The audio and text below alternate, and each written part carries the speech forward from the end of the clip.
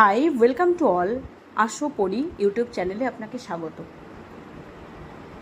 এই চ্যানেলের নামের মধ্যেই লুকিয়ে আছে এর পারপাসটা।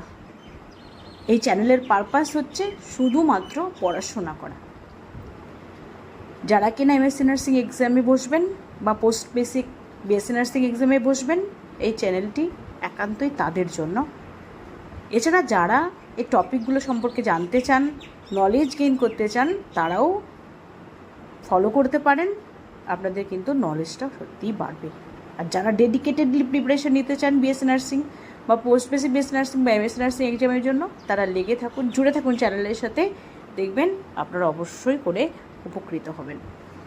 আজকে আমরা শুরু করি ফার্স্ট টপিক দিয়ে। সেটা কি, সেটা কেনই বা সেই টপিকটাই আমি চুজ করলাম সেটা আগে প্রথমে দেখাই, দেন আপনারা বুঝতে পারবেন যে এই টপিকটা চুজ করার কারণ কি। দেখুন, এটা হচ্ছে গত বছরের কোয়েশ্চেন, মানে 2025-এর কোয়েশ্চেন। এখানে প্রথম কোয়েশ্চেনটা দেখুন, in Erikson's psychosocial theory the stage generativity versus stagnation occurs in. কোন স্টেজে? অ্যাডোলেসেন্স, নাকি আর্লি চাইল্ডহুড, নাকি মিডিল অ্যাডাল্টহুড, নাকি লেট অ্যাডাল্টহুড? কোন স্টেজে এই জেনারেটিভিটি ভার্সেস স্ট্যাগনেশন এই স্টেজটা অ্যাপ্লিকেবল? কোন স্টেজে? এটা যদি আমাদের জানতে হয়, জাস্ট আমি এটার যদি আনসারটা জেনে নিই, তাহলে হয়তো এই কোয়েশ্চেনের আনসারটা আমি জানলাম। কিন্তু 2025-এ এটা এসে গেছে, মানে নেক্সট ইয়ারে, মানে এই ইয়ারে 2026-এ আসার চান্সটা কম। এটা অন্যভাবে দিতে পারে, এইখানে স্টেজটা অন্য স্টেজ মেনশন করতে পারে, বা অন্যরকমভাবে ঘুরিয়েও দিতে পারে। তাহলে আমাদের পারপাস হবে কি, এই এডিকশনস যে সাইকোসোশ্যাল থিওরিটা, সেটা আমরা ভালো করে পড়ে নিই। তাহলে আমরা ওইখান থেকে যা কোয়েশ্চেন আসবে সেই কোয়েশ্চেন আমরা আনসার করতে পারবো। এবার আমরা সেটা পড়বো। কোনটা পড়বো? এডিকশন সাইকোসোশ্যাল থিওরিটা কি সেটা আমরা পড়বো।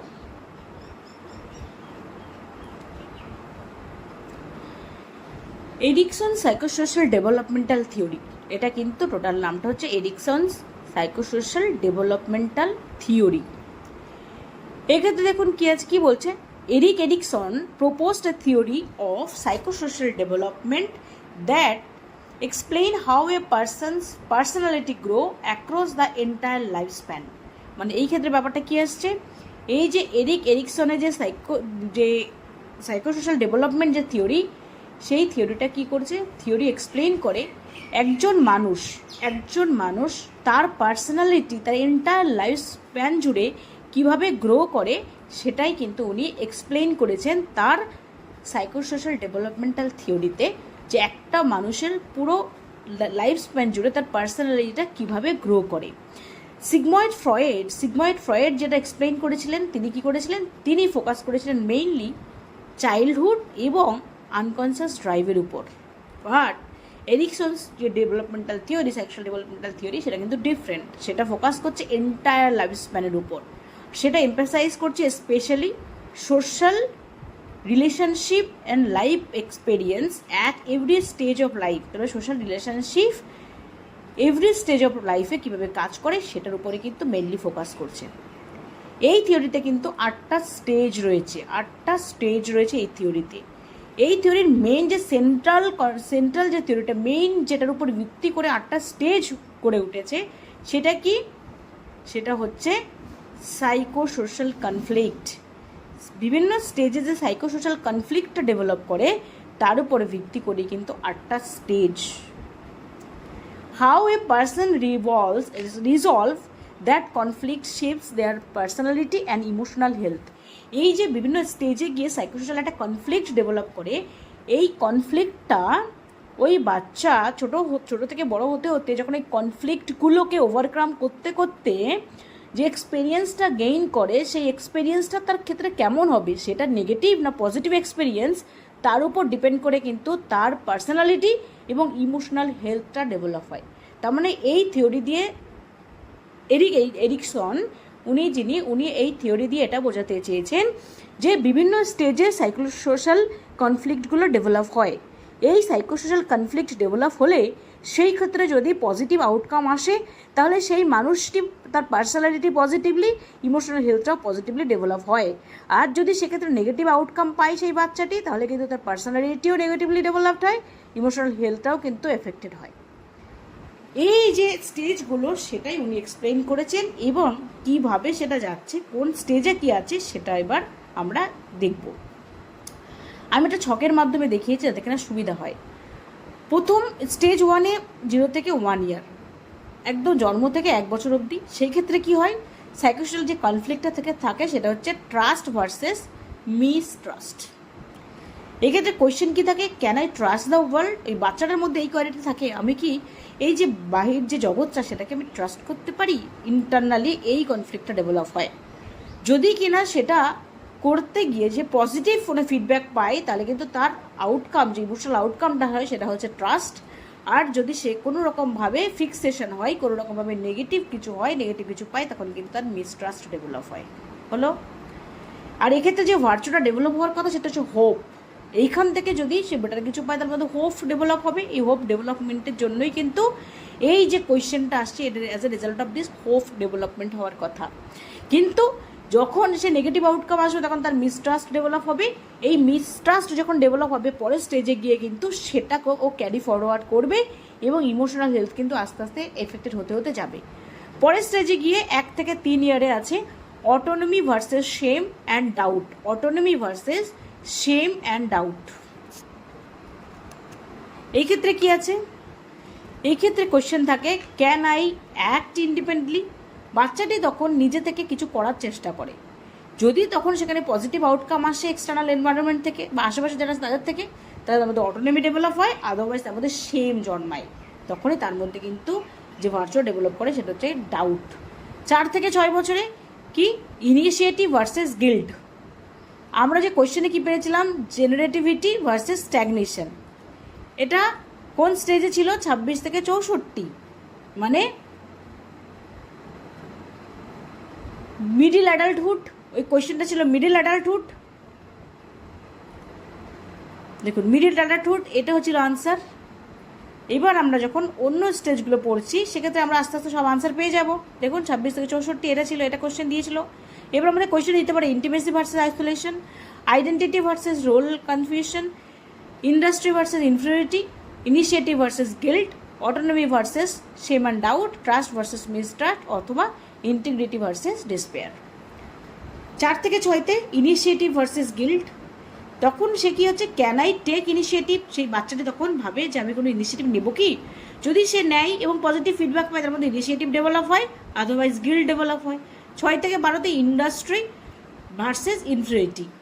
অ্যাম আই কম্পিটেন্ট? তার মধ্যে এই ভাবনাটা আসে যে আমি কি সত্যি কম্পিটেন্ট। যদি সে পজিটিভ আউটকাম পায়, তার মধ্যে ইন্ডাস্ট্রি ডেভেলপ হয়, কম্পিটেন্সি ডেভেলপ হয়, আদারওয়াইজ ইনফিরিয়রিটি কমপ্লেক্সে কিন্তু সে ভোগে। 13 থেকে 20, identity versus role confusion. Who am I? যদি তার মধ্যে পজিটিভ আউটকাম আসে তাহলে আইডেন্টিটি ডেভেলপ হয়, আদারওয়াইজ তার মধ্যে কিন্তু কনফিউশন জন্মায় যে সে অ্যাকচুয়ালি কে। 20 থেকে 25-এ intimacy versus isolation. Can I love others? অন্যদের প্রতি লাভ সে করতে পারে কি না। যদি পজিটিভ আউটকাম পায় তাহলে ইন্টিমেসি ডেভেলপ হয়, সেখান থেকে প্রেম ভালোবাসা ইন্টিমেসি ডেভেলপ হয়, আদারওয়াইজ তার মধ্যে আইসোলেশন জন্মে যায়। 26 থেকে 64, generativity versus stagnation. Am I use to society, am I useful to society? আমি কি সোসাইটির প্রতি ইউজফুল কিনা। যদি হয় পজিটিভ তাহলে জেনারেটিভিটি, অথবা otherwise stagnation.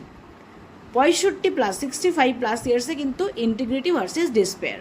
Was my life meaningful? প্রায় যখন বৃদ্ধ বয়স তখন তার মধ্যে কোয়েশ্চেন আসছে, আমার লাইফটা কি সত্যিই মিনিংফুল ছিল? যদি সত্যিই থেকে থাকে, পজিটিভ সারা জীবন ধরে পেয়ে থাকে, তাহলে ইন্টিগ্রিটি, আদারওয়াইজ ডিসপেয়ার, মানে হতাশা। এই যে 0 থেকে 1, তার মানে একদম আর্লি চাইল্ডহুড। তারপর হচ্ছে কি মিডিল চাইল্ডহুড, যেটা কিনা middle childhood, late childhood, adolescence, ঠিক আছে, আর্লি অ্যাডোলেসেন্স বা আর্লি অ্যাডোলেসেন্স, অ্যাডোলেসেন্স। তারপরে চলে এলো কি আর্লি অ্যাডাল্টহুড, এটা হচ্ছে মিডিল অ্যাডাল্টহুড, আর এটা হচ্ছে বৃদ্ধ বয়স। এইভাবে কিন্তু কোয়েশ্চেনগুলো আমাদের আসতে পারে। এবার এখানে আরও এক্সপ্লেন করা হয়েছে ট্রাস্ট ভার্সেস মিসট্রাস্ট। 0 থেকে 1 বছর কি question, can I trust the world? যেটা আমি বললাম, একটা baby depend completely on care giver. সেই সময় বেবিটা কেয়ার গিভারের উপর ডিপেন্ড করে। যদি কেয়ার গিভার তাকে পজিটিভলি লাভ, কেয়ার এবং কনসিস্টেন্সি দিয়ে সে খুব করে কেয়ার করে, তার মধ্যে একটা ট্রাস্ট ডেভেলপ হয়। যদি সে নেগলেক্টেড হয় অথবা হার্শলি যদি তাকে ট্রিটেড করা হয়, তাহলে তাকে কিন্তু তার মধ্যে মিসট্রাস্ট ডেভেলপ হয়। হলো এটা একটা স্টেজ। এই স্টেজে যদি পজিটিভ আউটকাম আসে, তাহলে তার পজিটিভলি সে ইমোশনাল হেলথটা পজিটিভলি ডেভেলপ হবে, সে পজিটিভ গ্রোথ তার মধ্যে আসবে। Otherwise negative emotion. Autonomy versus shame and doubt, 1 থেকে 3 বছরে কী কোশ্চেন থাকে বললাম আমি, can I do think on my own, আমি একা একা কাজ করতে পারবো কি না। ওই বাচ্চাটি তখন হাঁটতে শুরু করে, কথা বলতে শুরু করে, বিভিন্ন চয়েস মেক করতে শুরু করে। যদি সে এনকারেজমেন্ট পায়, তাহলে তার মধ্যে অটোনমি বা ইন্ডিপেন্ডেন্স ডেভেলপ হয়। আর যদি ক্রিটিসাইজ করে কেউ তাকে, তাহলে শেম অ্যান্ড ডাউট ডেভেলপ হয়। তারপরে স্টেজে ইনিশিয়েটিভ ভার্সেস গিল্ট। কী কোয়েশ্চেন থাকে, is it okay for me to take initiative, কে বলছে kid begin to plan activities, explore and ask question. ওই বাচ্চাটি তখন বিভিন্ন রকম অ্যাক্টিভিটি করে, এক্সপ্লোর করার চেষ্টা করে, কোয়েশ্চেন আস্ক করে। যদি সাপোর্ট পায়, তাহলে তার মধ্যে ইনিশিয়েটিভ ডেভেলপ হয়। আর যদি কেউ ডিসকারেজ করে, তার মধ্যে গিল্ট ডেভেলপ হয়।